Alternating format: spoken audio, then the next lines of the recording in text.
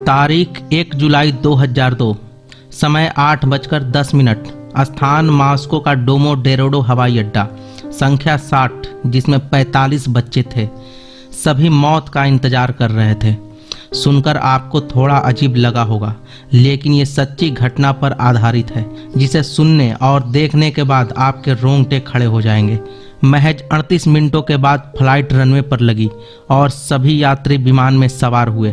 उनके साथ 9 विमान सदस्य भी शामिल थे। फ्लाइट का सफर मॉस्को से बार्सिलोना का था। इसमें सवार सभी यात्री बेहद खुश थे, जिससे माहौल खुशनुमा बना था। 45 बच्चे अपने टीचर के साथ फील्ड ट्रिप पर जा रहे थे, मगर उन्हें इसका तनिक भी अंदाजा नहीं था कि वे कभी न खत्म होने वाली ट्रिप पर जा रहे हैं। अपने मौत से अनजान बच्चे बेहद खुश थे। ये फ्लाइट 3000 किलोमीटर की दूरी 4 घंटे 30 मिनट में तय करने वाली थी। फ्लाइट एयरपोर्ट से उड़ान भरती है और रात के करीब 11 बजे ये प्लेन स्विट्जरलैंड के एयर स्पेस में प्रवेश की। ये एयर स्पेस एक प्राइवेट कंपनी स्टार गाइड्स के द्वारा संचालित किया जा रहा था। उस रात Peter Nielsen air traffic controller के रूप में अपने एक सहयोगी कर्मचारी के साथ मौजूद थे। उस दिन एयर स्पेस ट्रैफिक के लिहाज से बेहद व्यस्त दिन था, लेकिन रात के समय व्यस्तता थोड़ी कम थी और पूरे एयर स्पेस में रात 11 बजे किसी भी एयरपोर्ट पर कोई भी फ्लाइट लैंडिंग नहीं थी। ये देखते हुए पीटर का सहयोगी अपने भी वर्क स्टेशन की जिम्मेवारी पीटर को देकर बाहर चला गया। अब पीटर दो वर्क स्टेशन को कंट्रोल कर रहा था।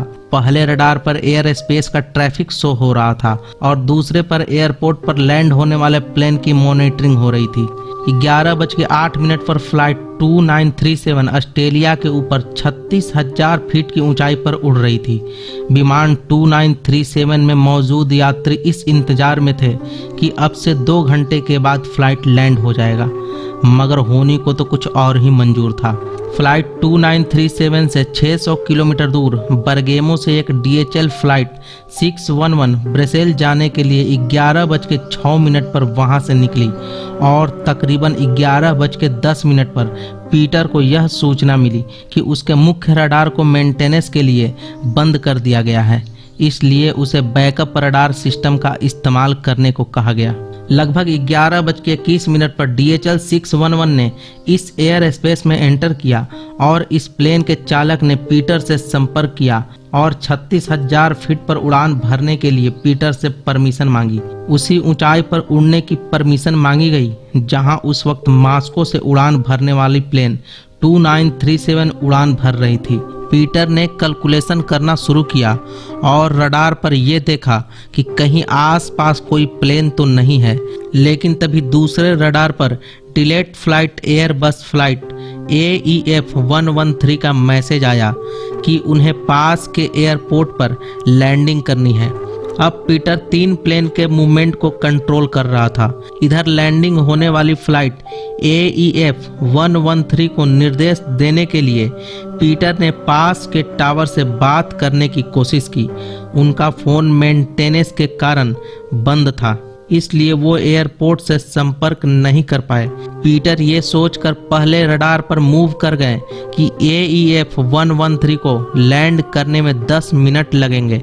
पहले रडार सिस्टम पर जाकर पीटर ने बिना सोचे DHL फ्लाइट को 36,000 की ऊंचाई पर उड़ने की परमिशन दे दी और वापस एयरपोर्ट टावर से संपर्क करने की कोशिश में लग गए, जिस पर AEF 113 को लैंड करना था।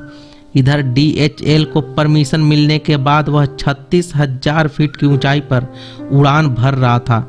वहीं दूसरी तरफ फ्लाइट 2937 भी बिल्कुल इसी ऊंचाई पर उड़ान भर रही थी।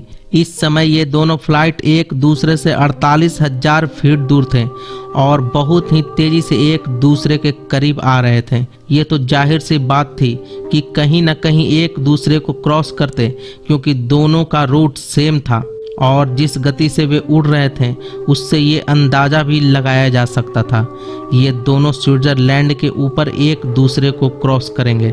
दुर्घटना के महज 43 सेकंड पहले पीटर ने स्थिति की गंभीरता को समझते हुए फ्लाइट 2937 से डिसेंट परफॉर्म करने को कहा।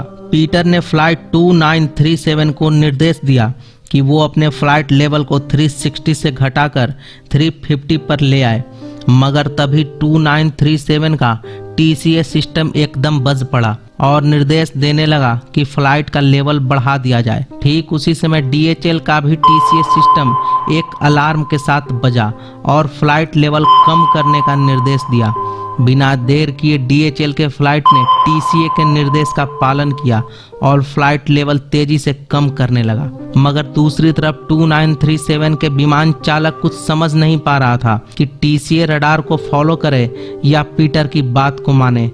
फ्लाइट 2937 दुविधा में पड़ गया। इस पर पीटर ने जोर देकर 2937 को डिसेंट परफॉर्म करने का आदेश दिया।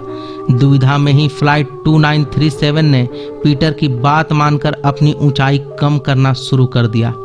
अब स्थिति ये थी कि दोनों फ्लाइट एक स्पीड से नीचे आ रहे थे, जो कि फ्लाइट 2937 के TCA रडार के बिल्कुल उलट था।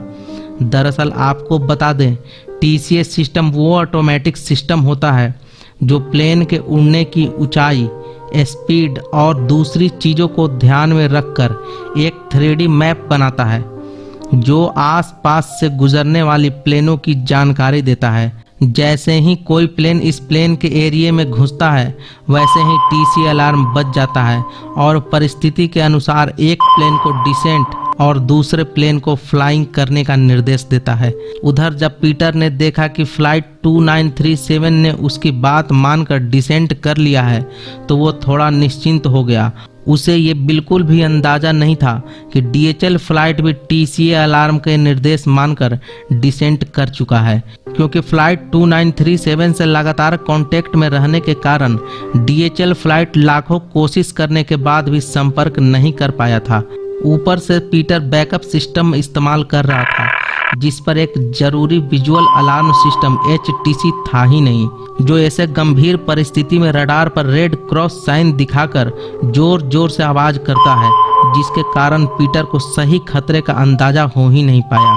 अब पीटर लैंड होने वाले प्लेन से कांटेक्ट करने में लगा, जबकि दोनों ही प्लेन अभी भी खतरे की तरफ तेजी से बढ़ रहे थे और अपनी ऊंचाई तेजी से कम कर रहे थे। दुर्घटना के महज 10 सेकंड पहले पीटर ने 2937 से संपर्क किया और बताया कि उनके राइट हैंड साइड से DHL फ्लाइट आ रही है और वो राइट साइड देखने लगे, जबकि DHL फ्लाइट उनके लेफ्ट साइड आ रही थी।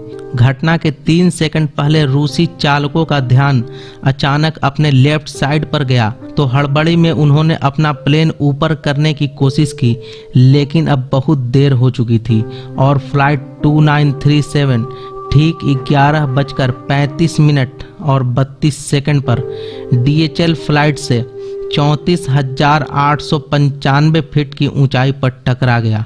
इस टक्कर के बाद फ्लाइट 2937 टूटकर 4 टुकड़ों में बिखर गया और प्लेन का अगला हिस्सा सीधा जमीन पर आ गिरा और पिछला हिस्सा कोसों दूर जा गिरा।